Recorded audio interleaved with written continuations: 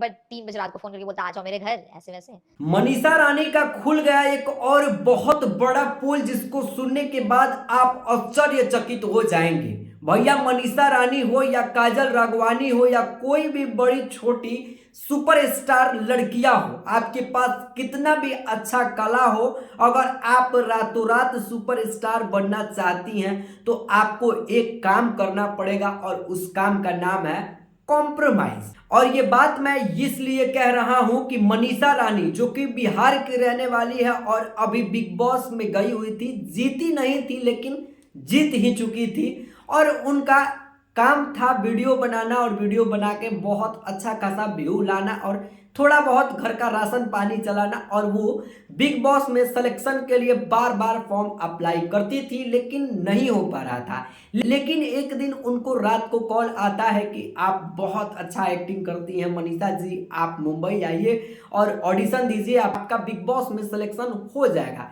लेकिन भैया कुछ समय की बात होती है कि मनीषा रानी अपना पैसा खर्चा करती हैं और करती है ट्रेन में टिकट और पहुंच जाती है मुंबई ऑडिशन देने के लिए। लेकिन होता क्या है कि मुंबई पहुंचने के बाद उनके पास फोन करती है जो इनको फोन करके ऑडिशन के लिए बुलाया था, तो भैया वो फोन उठाता ही नहीं है।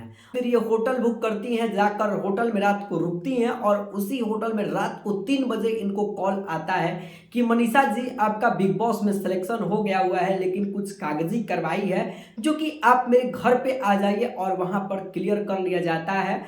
और आपको एक काम करना पड़ेगा, थोड़ा सा कॉम्प्रोमाइज करना पड़ेगा। और भैया समझदार का इशारा काफी होता है, आप लोग तो जानते ही होंगे। और वैसे ही इशारा मिल जाता है उनको और उसी इशारों को सुनने के बाद मनीषा रानी अपना फिर से वापस ट्रेन पकड़ती है और अपने घर पे आ जाती है। फिर अपना डांस वांस का वीडियो चालू कर देती है। खैर आप लोगों को क्या कहना है नीचे दिए गए कमेंट बॉक्स में जरूर बताइएगा।